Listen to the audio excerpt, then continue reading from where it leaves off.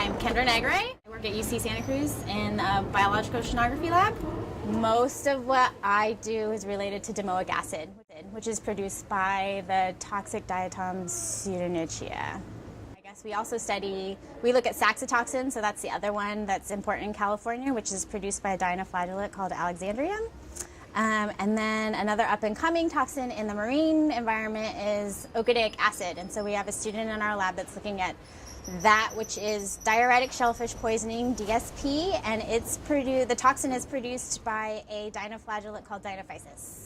So here, this is the platform. We do two things down here mainly. The first one is SPATT, which stands for Solid Phase Absorption Toxin Tracker. So we have things called SPATT rings. And so it's pretty much, there's always seems to be an embroidery hoop involved in this, but it's an embroidery hoop, and then the mesh or the SPATT is just held in between the mesh, and the embroidery hoop secures it. And then these guys hang out in the water for a week, and while they're in the water, they absorb everything. And then we take it back to the lab and we get all of the toxin off and measure. And again, those toxins are domoic acid, saxitoxin, and ochidaic acid. The second thing that's down here and kind of related are the mussel bags. And so it doesn't actually measure the same thing. So this measures everything that's kind of in the dissolved phase. So that's just kind of free floating in the water. They filter a lot of water, so it doesn't take very long for them to get stuff in their system.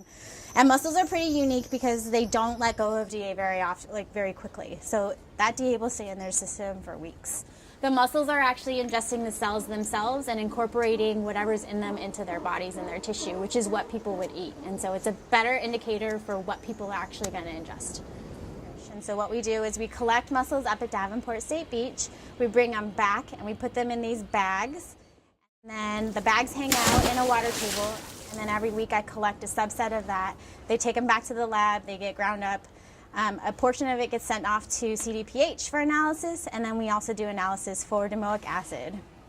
And then CDPH also tests them for saxitoxin and DA. They have the regulatory limits, so for DA it's 20 ppm in muscle tissue. And so if they measure mussels and it's that concentration, then things get shut down. California also has a mandatory shutdown from May through October, and so there's no recreational harvest of any shellfish in California. Santa Cruz Wharf is a little bit unique because we always have low levels of DA in our mussel samples.